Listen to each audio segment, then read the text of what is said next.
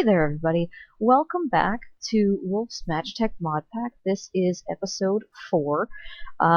Went out and I did gather up some planks and stuff. Unfortunately, Tree Capitator wasn't working on the fir trees, so I decided to maybe use a different type of wood for right now until I find an easier way to gather up the fir trees, because I do still like the way the planks look, but I don't really want to fight with those humongous trees. So for right now, I'm going to go out and I'm going to go back to the biome that had the willow trees. When I get back there, I'm going to take some of those, hopefully, and bring them back to my house and use those for the house temporarily. So I am going to pause this video and make my way out to that particular biome, knock down some of those trees, and then I will be back in just a little bit. Okay, so I didn't quite realize that this area was right between two of those Thaumcraft totem things, which have a tendency to spawn lots and lots of zombies. So if you look at my minimap right now, there's a whole bunch of creepers and just general nasty critters near me. So for just a couple seconds, I'm going to run over to that roguelike dungeon and hide in there, because that's the only place with light around here.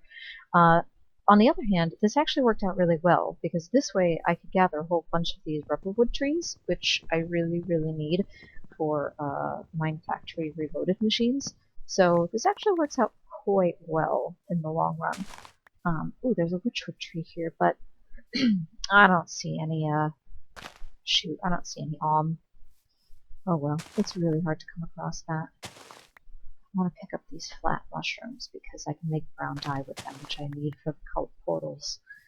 So I'm going to grab these really quick and I'm going to run to that roguelike dungeon, because I don't really feel like being squished around that here. On the plus side, there's lots and lots of stone around here, so I'll probably end up grabbing a whole bunch of that on my way back. There's also this stuff, which I think is, Lily of the Valley. It just makes white dye. So it's a way to get white dye without wasting all of my bones, which I really need to make food with. Boy, that's an onion seed. Oh, it's a rice seed. It's not bad. I could use that. So I'll grab a whole bunch of these, and then... Alright, roguelike dungeon, here we are. So I forgot to mention, if you watched my last episode, my friend Todd was hanging out on the server with me. He's not on right now, he had to go to sleep. He lives in Europe, so the time zones are, all messed up between me and him. We're about 6 hours apart, so I think it's about 3 a.m. for him right now, 2 a.m., something like that. So unfortunately he can't be on when I record at night, but for the duration that he was on for a little while, he decided that he wanted to go running around and doing some more dungeons. Well, apparently he ran into a Thaumcraft dungeon, and the lucky bastard got a dragon egg. He actually managed to find the first dragon egg on this server. So, I'm not mad, but at the same time, it's like, I wanted to be the first one to come across a dragon, but what are you gonna do? So, he wanted to know how to use it, so I instructed him on how to make the dragon. And actually, you know what? I'm just gonna sleep in this bed. What the hell? I can reset it later. And he decided that he wanted the Aether Dragon, which is a really pretty, really cool dragon. I think from that particular mod, the Aether Dragon is the fastest flying one. So I told him how to get it. Basically, he had to make a platform above the clouds and hatch the egg on top of the platform. I don't think he has the capability to fly it yet, because as far as I know, he didn't find a saddle in that dungeon. But yeah, he found a freaking dragon egg, so I'm, not even gonna lie, I'm a little bit jealous, because I was gonna make the Aether Dragon too. I still might, I don't know. Either the Aether Dragon or maybe the Bone Dragon. I don't want to be like a copycat type deal. So, let's see. I think I've probably got enough of this wood for right now. Let's see. Oh yeah, that's gonna make a ton.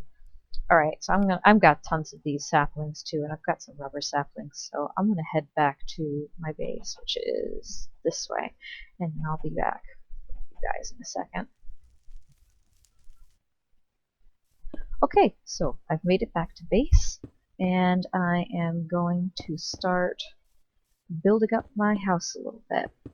I don't want to do too much of this on screen, but I just want to show you that I got back safe with my inventory intact. I managed to find a few rubber trees, managed to find a few more mushrooms, some rubber saplings. I'm actually going to deposit these right now. Oops, that is the wrong chest. I think I threw all that stuff in there. Any more cooking stuff in my inventory? Nope. Everything else is crafting supplies. Crafting, crafting, crafting, crafting. Yep, yep. That, this. I'm going to throw the coal in there temporarily. I do have to use some of this to, actually not. I'm going to turn this dandelion into white. Oh, that's light gray dye. You might be asking why it makes light gray dye. It's yellow. That's a mistake on my part. I was the one that did the textures for the dandelions for this texture pack. As I said, this is a custom pack. So I was thinking that it was a dandelion before it was a puff, which are typically yellow. So I'm going to just fix that in a later pack. But since the sun is setting, I'm going to continue building up my house's structural integrity here, and I'm going to make sure that no baddies are going to decide to come and wreck me in the middle of the night. So, if you will excuse me for a little bit, I will be back once I have this house built up a little more. Oh my gosh, okay, so I was just clearing out some grass. I found a potato in the grass. I've never seen that happen before. That is awesome. I actually found a tomato and a turnip seed too. There's a whole bunch of stuff that I just found. I didn't even know I could get potatoes that way, so that's totally awesome. The house is now mostly built. I don't have any glass in the windows yet, but I'll get that later.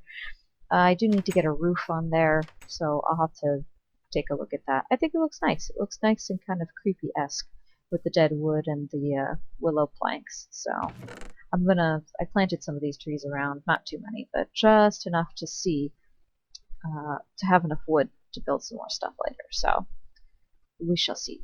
Okay, so I stripped up my house a little bit, got some nice little willow tables. Now that it is no longer nighttime, slept through the night. I planted some birchwood trees so I can get some more birch. As you noticed, I probably made the floor of birch. I also planted a couple willow trees that have grown and just made this area look so creepy awesome. So when I was on my way back here from my journey to get the willow trees and the willow bark, I found a natural occurring cave mine type deal. So I made myself a couple extra tools, I made myself a couple pieces of food, and I am going to go and mine my heart out for a little while. I would like to at least get enough iron to possibly upgrade one of my crafting stations to a, or one of the tool stations from Tinker's Construct to a tool forge. And then I gotta go get some clay and stuff like that and actually make the Tinker's Construct tables. And there is some iron right there. Perfect. Alright, so this is off to a good start. So I'm gonna grab all of this stuff, and I'm just gonna mine down here for a little while. If I run into anything particularly interesting, of course I'll start re-recording.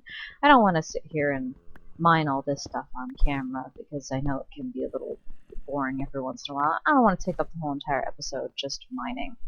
Ah, aluminum. This is good. I'll need this for Tinker's Construct, so that's good. I can't get the thong crafted stuff yet. That's okay.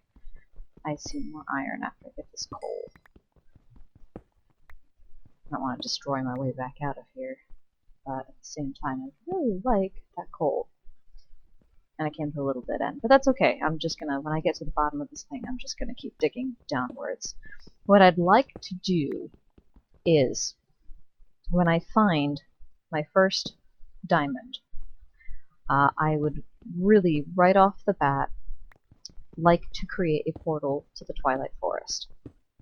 You might be thinking to yourself, well, that's kind of silly because you need a lot of armor to survive the Twilight Forest, and I see a giant dungeon over there. How about that?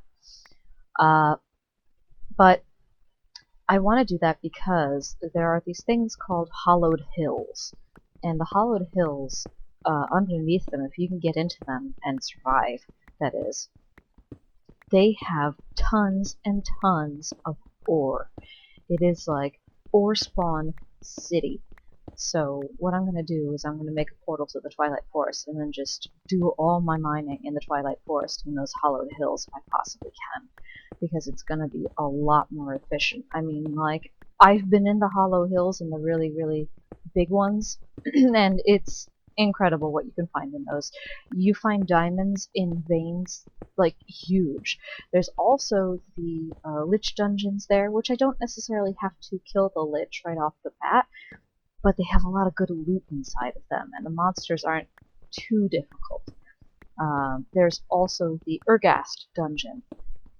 I was watching a Let's Play the other day. Somebody was going through an Urgast dungeon, and they literally must have gotten, like, I don't even know, 6 or 7 diamonds from just that one dungeon, going through the entire thing systematically. So I'd like to do that and see how many diamonds I can get back for my initial 1 diamond investment of making the portal.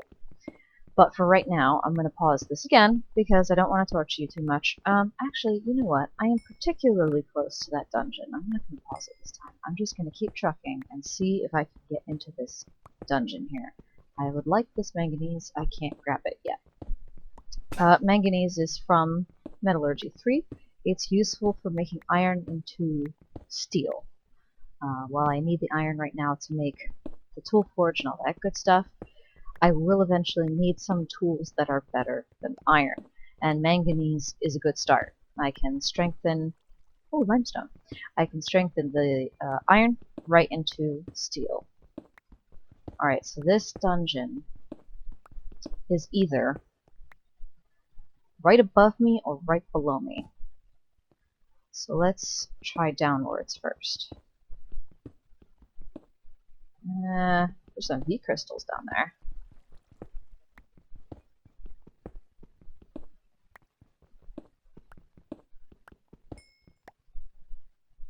Oh wow. Oh my lord. That is... Oh, wow, that is a humongous dungeon. I would really like to get in there. By the way, that is a roguelike dungeon. Those are what they look like when you come across them on the map. They're pretty easy to spot. They're a little bit more difficult to actually locate. I don't think that one is below me. I think it's above me. Yeah, when I go back to the map, it comes back up. So let's do this. Let's go up this way. See if we can't find this thing. If I can't find it within the next couple hits here, I'm gonna pause it and see if I can hunt around and find it. Yeah, I haven't come across it yet, but I found more iron. But yeah. Okay, so I'm gonna pause this. I'm gonna grab this iron and see if I can't get my way into that dungeon. Oh, oh, oh. Oh! Found it. There it is.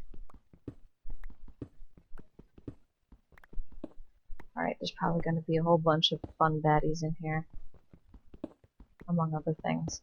I'll grab the rest of this iron really quick. Alright. Eat up, because I'm sure that I'm about to get attacked as soon as I get in here. These places are typically very dark. Sometimes they spawn in such a way like this, where they open up 2 caverns. And I found an alchemy room from what it looks like. Yep, there are some spruce wood planks. Alright, let's see what we got here. Also, by the way, sometimes when you see dead ends like this, they aren't necessarily dead ends. If you look, you can see through here that there's, on a map there's another cavern over there. So sometimes it might be worthwhile to break through some of these walls and see what's beyond them.